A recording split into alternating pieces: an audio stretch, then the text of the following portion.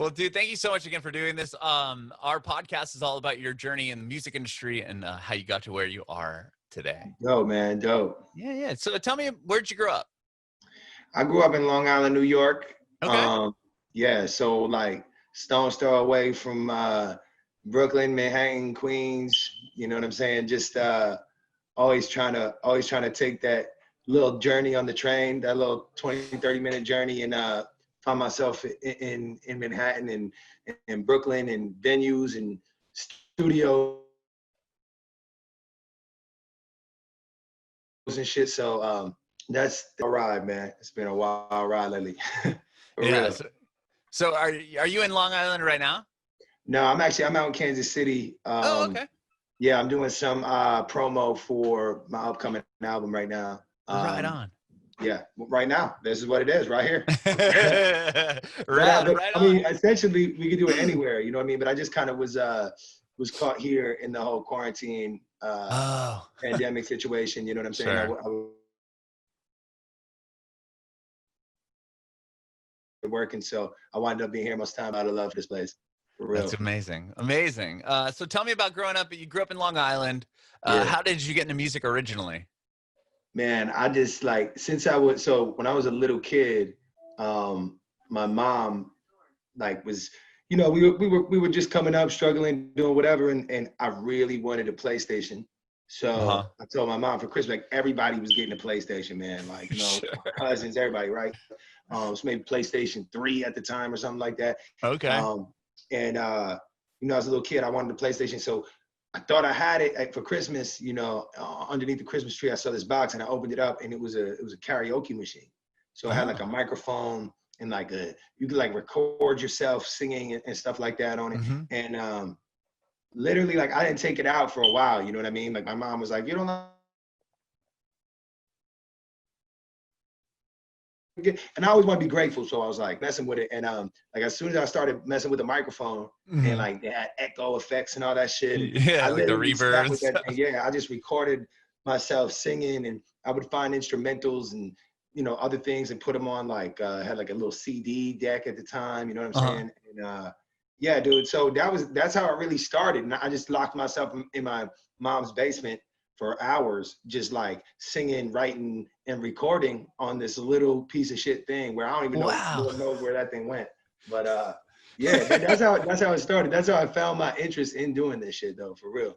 So you would so you would have just instrumental tracks and you would just write over it or sing over it? You know, whatever song, because even back in the day, you know, we're talking, damn, this was probably like 1999 or something like that, or, you know, 2000. Like, there was they would put out the single of a song and then they put the instrumental. Oh yeah, on the 12-inch, you could flip it over and it had the acapella. Well, yeah, it wasn't 12-inch. It was like whatever. It was just like a single CD at the time. You know what I'm saying? Oh yeah. They would have two songs. Usually it would be like the single and then the second one, or they'd have three with the edited radio edit version or whatever. Right, exactly. So like that shit was a little cheaper. So if you couldn't buy the whole album for $20, you'd be like, damn, the single $4.99. Like, I'm gonna cop this thing. So so I would get all the CD singles, and then they would have the instrumentals on them, and then I would just take the instrumental. I won't say steal, and then just, you know, and just go do whatever. I just freestyle. You know, I wasn't nothing. I was just rapping, you know what I'm saying? Rapping about my cat or whatever it was, you know what I'm saying? Like, just all day, and just hearing my voice. And then one of them leaked out. So like, I was in school, and one of the things leaked out, and we put it on. Someone put it on, took it from the old little CD thing that I had and recorded it, and then put it up on the internet. Oh my gosh. Yeah, but I wasn't trying to let nobody know that I was doing this at the time. It was like a recording of a recording that they shouldn't even had. Exactly. It was a recording of a recording, and all of a sudden went like viral through the school, and everyone was like, yo, it was kind of dope, bro. Like, yo, you can rap. So that was the first time I was ever like, you know, I mean, and then there was also people who were like, that sucks, dude. What are you trying to be, you know, hating? Of course. And I mean, I was sort of embarrassed of it at the same time, but like, one kid liked it, so it made me feel better, and then I get super embarrassed again. So like, that was the first time I actually thought like, oh, okay, shit, people And then I started like, oh, Jerry's a rapper. I'm like, well, I'm not really a rapper. I just have a karaoke machine thing. And, you know what I'm saying? So but that was the first time I felt like, yo, damn, okay, people will actually listen to my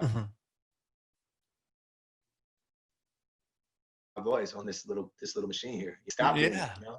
Yeah, it never stopped. It's a blessing and a curse. You know, there was years doing this shit, full 6-month time periods where I was like, this is the stupidest thing. I need to stop doing this because I gotta, like, you know, I'm making less money at work or whatever. You know what I'm saying? I should be going out doing this, but I'm spending all my time in the studio and it's not equating to a lot of money. So it's like those type of thoughts. You know what I'm saying? Yeah. Just like self-doubt type thing. Right. So it's like, it is a gift and a curse. It really was like, this is a curse for a while. You know, there was times I was like, this is stupid. I don't know why I continue to do this. It's a bad addiction. But I think deep down, that was surface level, Jerry. But deep down, I always kind of knew, like, you're not supposed to not do this. Like, it just feels too right to continue doing it, you know? And, you know, took a little while, and then, you know, even locally, just start getting validation, put out some songs, put out a little EP. I put out a mixtape with FBA, Famous by Association, right here. And we put it out just like the homies, you know, just our little, like, family, our little team. And all of a sudden we're selling out venues, a couple hundred people coming through singing all the words to it. Wow. Was that the self-titled EP you put out? That's the self-titled, which was actually, for the real fans, they know, basically we uploaded the wrong cover because we were that, like, new to that's how independent this shit is. Like, we uploaded, it's supposed to say part 1, 2, 3, right? And then it's followed by the next I was cover. wondering about that. Yeah, because then there's part 4, 5, 6. Yeah, but there's the white cover just has your name, like, written across it. So the OG fans know that that's called part 1, 2, 3 technically. And if they ordered the CD, that back then we had, like, so we were actually moving hard copies in 2000 when we started in 2016, 2017. And my girl, my manager, Tara, she had this idea, and I thought she was crazy. I was like, no one's gonna care about a CD. Like, no one even has CD players anymore. What are you talking about? Which is funny because that's how I started when I was a little kid. So you know, it all comes, I guess, around full circle. But you know, she was really persistent on it. She's had this vision, and we were like, all right, cool. So we winded up making these CDs, and they're all around the neighborhood. Every single person, you know what I mean? It became a thing. It became a thing, and you know, that was the real start of, like, oh, okay, shit. Like, when the people came back and they came to the show and sang the words, and even it was like 300 people at the time, and it was enough to be like, oh, okay, 300, I have to man. They're asking when the next one's coming out. I got 300. So that was it. That was what we had. And interestingly enough, I met Macklemore at Jimmy Fallon, in New York City. And I asked him just on some real humble, like, human shit. I said, yo, as you know, where I'm at as an artist or whatever, if you have one piece of advice. And a lot of fans do the same thing to me, and I get it, you know what I mean? So I said, if you have one piece of advice, what to do? And you know, his buddy, shout out Jason Koenig, I told him a little bit, so he told him I had the 300 fans, and he said, yo, just focus on those 300 people. And, you know what I mean, keen in on that. And that was, like, really it. You know, we didn't have much of a conversation, and I just, like, took that so heavy. I was like, yo, we just got to do it. And Tara knew that from the beginning, you know, from the conception. She was like, yo, these people need this CD. And, you know, she manifested that to me. We brought that to fruition, and I had about 1,000 songs. She picked 9 of them, and we put out a project. Oh my God. I mean, I know people exaggerate, and this is, like, everyone exaggerates in the music industry, but throughout my lifetime, I mean, I think 1,000 would probably undersell the amount of records I've made. Yeah. Whoa. That's crazy. Yeah. How did you guys dwindle it down to 9? Well, that's where Tara comes in.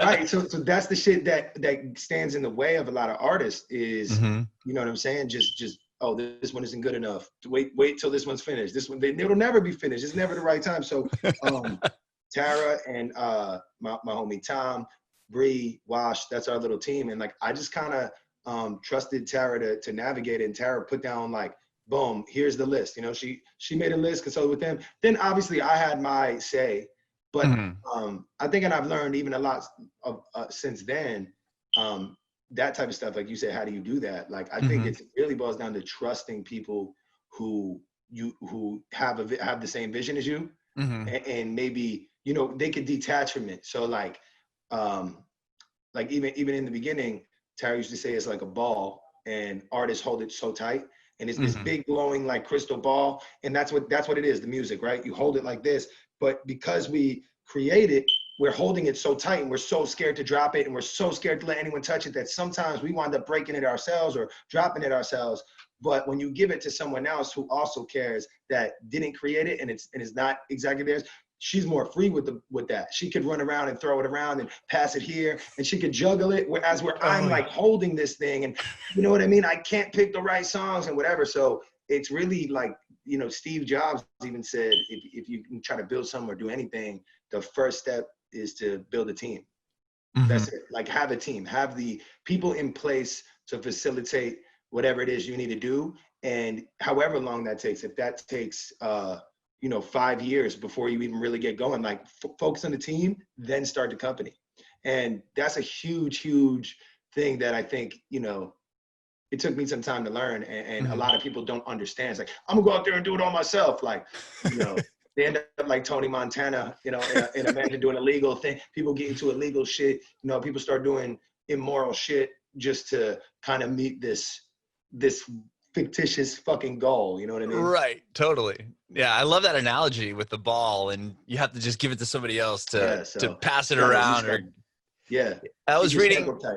Yeah, I was reading your bio a little bit, and I did see that you said that you're to reach out to strange music. It took your girlfriend she's the one that kind of reached out to them for you, didn't she? Or yes, like, you need to reach out to them, and then they ended up signing you, right?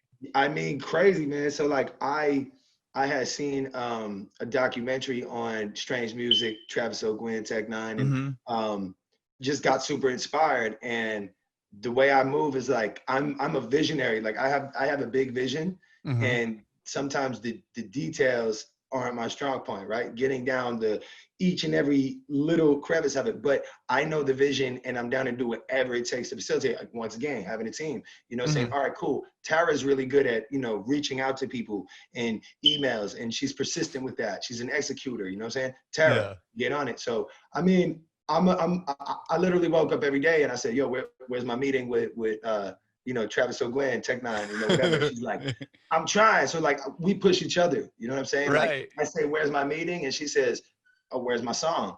You need to finish that song. You know what I'm saying? So that's, so she really, honestly, we just kept going and back and forth. And then one day she ran out. She's like, yo, that was Travis O'Guin. He wants to meet with us. So we were like, yo, let's go. We just hopped on a fucking plane, went out to Kansas City, and and I was hesitant. I was like, yo, you sure? Like, what the fuck? You sure you spoke? She only had spoken to him on a DM on Instagram. Oh, shoot. And I'm like, we're all the way out there. I'm like, yo, what if he don't answer the DM? Like, we didn't get his number. Like, you know what I'm saying? It was crazy. And then, you know, 2 months later, I'm in the studio with Tech Nine recording the new record, huh? Daylight, which is one of the singles off the album. You know, no one could tell what's gonna happen, but we always knew this is what we were doing. We were out here to just, you know, facilitate this vision and get this music out to as many people as possible, because that's what I have to contribute to the world, man. That's all I got. Yeah. You know what I mean? That's all I got. So, and Tara really knew that too, and made me believe it when I didn't believe it for a second, you know what I mean? So that's why we here, man. You know what I'm saying? Just every day, just growing, building new levels, new dynamics, figuring it out, adapting. Coronavirus, shows, figuring out everything. Yeah, dude.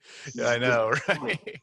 Crazy. Wow. Do you remember what got their attention? Was it that those first couple those EPs you put out, like part 1, 2, 3, 4, 5, 6? Is that kind of what? Oh yeah, definitely, man. And I encourage, like, an independent artist or a person who wants to be an artist. It's like, you're not going to just find that person and build that relationship if you're not out there making music, releasing music, and doing it. You know what I'm saying? So there's definitely value in the fact that I cultivated something, right? I cultivated a small little base in my hometown. Well, what does that say to someone who, knows how to bring it to the next level? They say like, oh shit, if he could do that in this town and I could help him get to this town, then he'll probably do the same thing because he's showed that, you know what I mean? He showed that this works already by himself. Right. So, you proved yourself. Yeah, exactly. So I believe it did, but also just synergy, energy, man. Sometimes, you just meet the right people and you could literally almost see the energy in the fucking room. You know what I mean? And I think that had a lot to do with it, and just our connection had a lot to do with it. But anyway, I mean, at the same time, I'm a businessman as well as an artist. I understand business. I run several businesses. So when I speak to them, it's like, hey man, even on an intern level, I'm willing to come out and, shadow you for a while. I just want to learn your ways, man. I want to pick your brain. I want to learn some of the intricacies of what you're doing and how you're doing it, because it's something that makes me excited. You know what I'm saying? It makes when I see what they built as Strange Music, I get fucking excited. And I'm like, okay, show me, how can I get here? And then there's a point of like, people feel like they're, there's a lot of ego. Like I'm too important. I'm just a person that's just like, dude, if you have something, cool going on, I want to hear about it, whether I'm interested in that or I know about that or not. Especially if I don't know about it, I'm like, yo, tell me what you do, because I want to learn about, accounting right now. Right. What is it you do? You know what I'm saying? We're all equally interesting if we hit the right pinpoint on what this person is interested in. You know what I mean? Sure. Like everybody's interesting in their own right. You know what I'm saying? So it was just a cool vibe. I think that's why we wound up working with them. You know what I'm saying? Just on a fucking personal level, feeling right and just having that like intuition. You know what I mean? Sure. Yeah. Wow. Yeah. So right when you met up with them, you were already you got to go in the studio at Tech 9, you said? No. It's never that easy, right? So like we met up, and then and then I actually went out. I had to go to Miami. Shout out my homie AO1. He's DJ Khaled's engineer. So so I was working with them and his team out there, and just rocking out, just doing my thing, writing a lot. Like I write for other people, I produce for other people. So I'm not just an artist. You know what I'm saying? I'm out there doing projects where I'm producing and writing hooks and things like that. And that went by for maybe like 2-3 months. I'm in Miami, I'm doing this. I went on tour. And yeah, one day he said, I'll call you. We left the first time in Kansas City. He just said, I'll call you.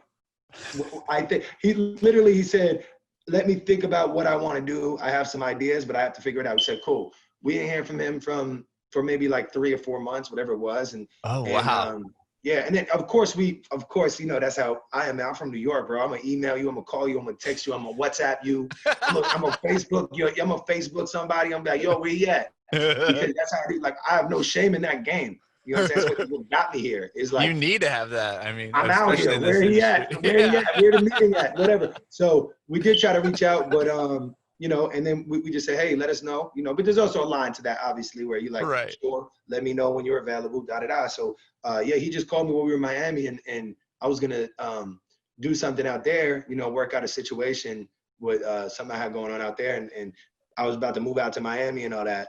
And I was like, man, the only thing that I would turn this down for is if we could work with Strange Music, you know what I'm saying? And sure enough, dude, the next day he called back finally and said, hey man, what are you doing? And yeah, we winded up in Kansas City like maybe a week later.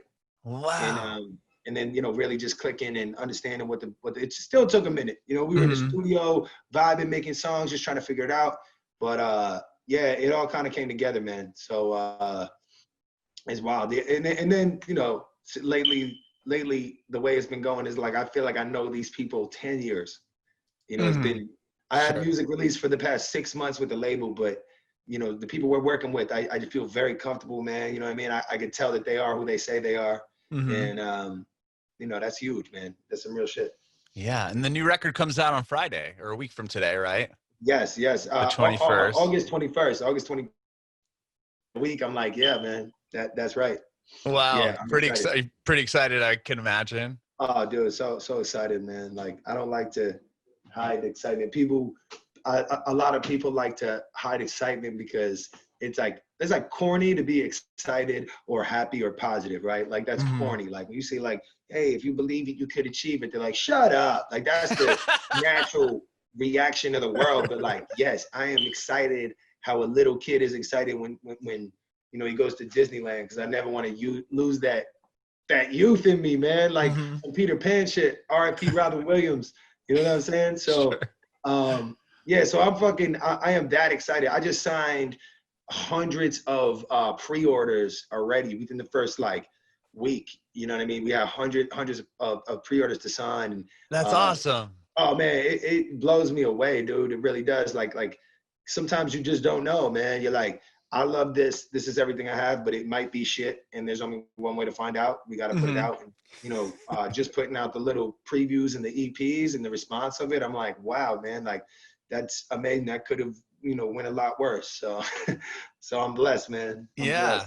That's amazing. Wow. Yeah. And are you putting it out on what are you signing, like CDs, vinyls? What do you got? How are you guys? CD. Yeah, CD. Yeah, hard copy CD. And then the pre-order comes with a t-shirt, and I put a bonus track on there. It's a free bonus. Yeah. It's not on the album. It's just a free bonus track when you if you pre-order. And that will be fully released the day of the album too. So just be an extra bonus track out there swimming around somewhere. That's amazing. That's actually featuring my homie Justina Valentine from Wildin' Out on MTV. Oh, really? Yeah, with the red hair, bright red hair. She raps her ass off. Yeah, that's my homegirl. So we got a song called "Say Less." It's fun as hell. It's a dope ass record, and she hopped on that shit, and that will be out with the album. So okay.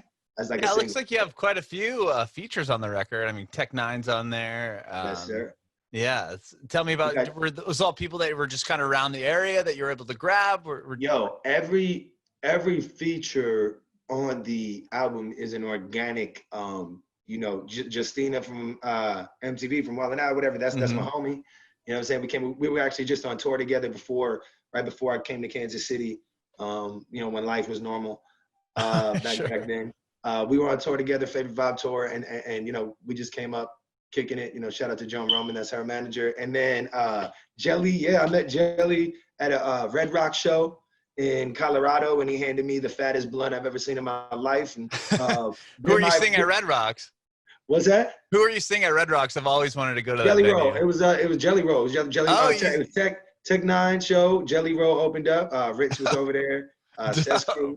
Yeah, it was a fire show, and I met Jelly over there, and then you know, he just like connected with the record, and he was like, nah, dude, I want to do it. So I also say, like, I don't care if it's the biggest artist in the world, like if they don't want to do it, or like, you know, like, oh, their management is trying to push them to get it done. I'm like, dude, if they got to be pushed to get it done, I definitely don't want them on it. I don't care how big the name is or whatever, but I'm not, you know what I mean? I'm not forcing it just to have a name on it. If the artist doesn't enjoy the record, then I do not want them to have to do that. Right. So, totally. I wouldn't want to do that. Yeah. So with everything on this album, man, it just, I went into it not even thinking features. You know, it wasn't like we got to get features. Like Tech Nine, her Daylight. I always tell this story, like on Daylight, I didn't meet Tech Nine right away when I started going to the studio, and I had linked up with Travis first. Tech was on tour. So I get to the studio and I'm doing my thing. There's a verse on the second verse of Daylight. I say, I don't know if Trav told Tech yet. Meaning, like, I'm literally saying, I don't know if he told him that I'm working with him yet, because Tech's been so busy, da-da-da. And then, like, you know what I'm saying? And then, like, 2 weeks later, he's in the studio on the song. Because he was like, yo, there's footage, you know, like when he first heard the song, and then it was just like a natural thing for him to get involved and get on the song, same thing. So like, yeah, I went into it not thinking, you know, I know a lot of people do that, like, yo, I got to get a lot of features, and, you know, features mean more streams. Like, of course, if you get bigger feature, I just did not go into that, you know, with that mindset at all. Mindset, right. Yeah, it was like whoever, and then we got like, CJ Hicks on there, who is she's fucking dope, dude. You know what I mean? She's worked with like Chris Calico and a lot of strange guys, JL. So, you know what I mean? My homie Joey Cool, of course. You know what I mean? Joey Cool, he's a good friend of mine. My boy Kazi Sutra's on there, who is like my hometown dude. He's FBA. You know what I mean? Oh, so, okay.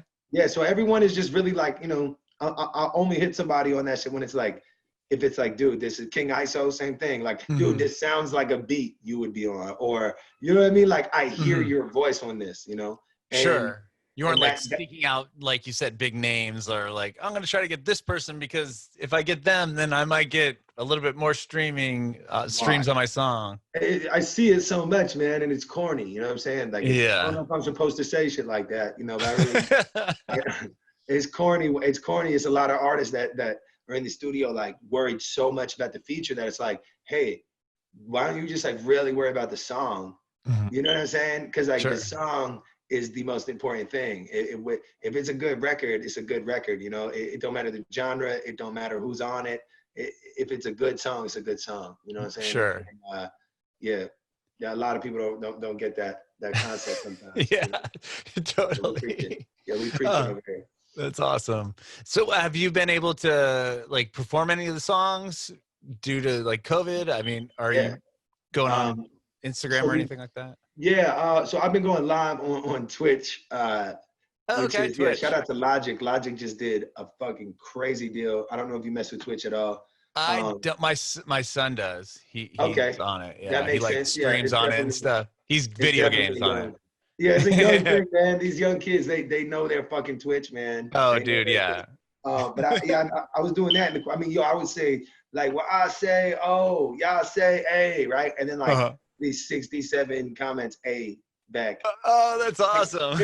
It was cool, you know what I'm saying? Like crazy life we live in, but yeah, I actually got to do. Yeah, I just got to do the Ozark. I mean, everything's social distancing safe, obviously. But we did a 5,000 person venue last weekend, and wow. we did 1,000 people. You know what I mean? So following code. However, you know, people will go crazy and people get mad, and I understand it all. You know what I mean? But we do our best to always stay safe, dude, and we really care if everyone is safe and make sure everybody has a good time, but also, you know what I mean? Follows precaution and does the right thing. So starting to happen again slowly, you know what I mean? People are starting to open up, and a lot of places are doing better. New York is doing better than Kansas City now. Yeah, it's weird how it's like, I'm in San Diego, and it's like the numbers are like, so everybody's kind of locked back up again. Yes. It's a scary thing, man. And it really depends where you're from. You know what I'm saying? It's like how different life is and how locked down things are right now. You know, you forget, you know, New York was like how we are now. Same thing. New York was like that was just like the I felt really epicenter bad, of it all. My friends and family would call me and I'd be like, dude, I'm just like, you know, we weren't even like locked down or anything for like a month or so. So I'm like, I don't know what's going on. And then they're like, what? I'm like, what? And then a month later, I'm like, oh, okay, I get it. I get it. Yeah. So, I know New York got it quick. I felt like when it was like what Seattle had like a nursing home or something. It kind of started there. And then like they started saying stuff in San Francisco. But then it was like when New York got it was like, you know, the numbers just surged because there's so many people there. Yeah. And I know a lot of people that, you know, I caught it and a lot of people who covered, thank God. But, you know, we're definitely praying for all the people that are going through situations, not just COVID-19, but, you know, just repercussions and evictions and loss of jobs and stuff. You know what I mean? So, businesses going under. Yeah, it's just been an awful. Yeah, man, it's definitely heavy stuff, and that's what you know. Hopefully this album helps a little bit, man. You know what I mean? We try to bring people through a range of emotion through the music, and that's my whole job is to make you feel something, whether the song is gonna make it, you know, if it's gonna make you feel sad, I want to make you cry. If it's gonna make you feel happy, I want to make you jump around. If it's gonna make you feel turned up, I want to make you, you know, have the best night of your life on your birthday. You know what I mean? So we just take it to that extreme, and that's what I feel like that album does. It's like a roller coaster. You know what I mean? And I feel like people could use that right now. Oh, definitely. That escape. You know what I mean? Shit. So I was gonna ask you if maybe you thought about not releasing it just because of what's going on, but I don't know. Like you said, I mean, people need it. I mean, there was definitely a conversation, and you know, I know a lot of artists chose to not release stuff and push stuff back and all that. So there was definitely a conversation, but I kind of felt like, man, I don't know. This is, if anything, this is a moment where there should be some sort of soundtrack. You know what I mean? There should. And my album is called 2020. So what are we gonna push it back to 2021? That's absurd. Yeah, you know what I mean? It's absurd. That, it's kind of like I just felt like this was the moment. I personally felt, and I get it. In a lot of bigger artists were nervous, and you don't know what the climate is. But at the end of the day, people still got Spotify and iTunes and Pandora and YouTube, and they're still gonna be able to access it. They're still gonna be able to help them. So in a way, it feels like selfish to be like, oh, let me hold on to this music and release it for when it's gonna be a better lucrative time for me. Right. You feel what I'm saying? Interesting. Yeah, I haven't heard anyone say that yet. That's cool. That's a cool concept. That's not disrespect to anyone who's holding up. And maybe if I was if I had a more of a 87-person team like Taylor Swift or something, I guess it gets a lot more deeper than where I'm currently at. But right now I'm like, dude, we just gotta let the people hear this shit. You know what I mean? We just gotta give it to them. That's what they want. You know what I mean? They want consistent music. You slack. If you don't drop something, so I tell artists that too. Like, bro, like, when was the last time you dropped something? Because if you drop something like 3 weeks ago, that shit is old. If you go for a blog write-up, they'll be like, dude, this dropped so long ago. We can't write this up. This is 3 weeks old. This is 3 weeks old. What are you kidding me? 3 weeks? Like if you get a MacBook and you bring it, like I got a MacBook like year and a half ago. I brought it to the Mac store. This guy was like, oh, he's like, this is a dinosaur. I was like, a dinosaur, bro? It's a year and a half old. He's like, it's about the, I'm like, damn, man. So like everything moves so fucking quick is what I'm trying to say, that I don't think we had that kind of time. I don't think we had that kind of, I don't have that luxury to do that. I'm not doing that. You know what I mean? So I was like, fuck it. 2020 is coming out, and that's it. Actually, it did actually get a little pushed back because we couldn't shoot videos and stuff like that. But I've still really yet to drop a video since April, I think, May, where I would have probably dropped, I think 2 by now. You know what I'm saying? So it did hold back, and it did. But I was supposed to hit some, do the tour with Jehry Robinson. I was on some of those dates, and cool. what I mean? I had a lot. So it's like, it was like that hit of like, but also that tour is still in effect. Everything is, I always say nothing was canceled because of the coronavirus. Everything was just rescheduled. So, yeah, reschedule or postpone. Right, sure. That's how I feel. I'm gonna stay positive, man. Everything's still gonna happen the way it was supposed to. I agree. I love that. I love that mindset. Dude, thank you so much, Jehry, for talking with me today. I really, really appreciate your time. 100%, man. Yeah, I know you've been pretty much doing this throughout the whole time, and I thought it was funny when you're like, Macklemore gave me, a bit of advice, but the last question I always ask is if you have any advice for aspiring artists. So I want to know if you want to sum up like all the amazing knowledge you just gave me within the past 30 minutes into maybe. All right. Yeah. I mean, I always say similar shit, but the main thing would be truly stop giving a fuck what anybody thinks about what you're trying to do. That's the one sentence. Like, just stop caring about your aunt or your uncle or your friend that's like said that sly condescending remark, or the person that tells you suck or whatever. Like, you truly have to learn how to like completely filter that out of your life and just focus on your shit. And secondly, build a team. Like we said before, build a team. Make sure you got somebody that can help you. Because look, if you want to be an artist, you have to be a kind of a graphic designer a little bit. You have to be if you want to be, if you want to be today, if you want to get up and grow in a company, you got to learn Excel, and you got to learn a couple extra programs and stuff. So that's my advice: is build a team that could do all of those things and all the things that you need to do. Just find those people that are gonna, and to everyone, it's uniquely individual. You know what I'm saying? So it's like certain people need this, but maybe you only need 2 people for your vision. Maybe you need 10. Find those fucking people and go out and get it.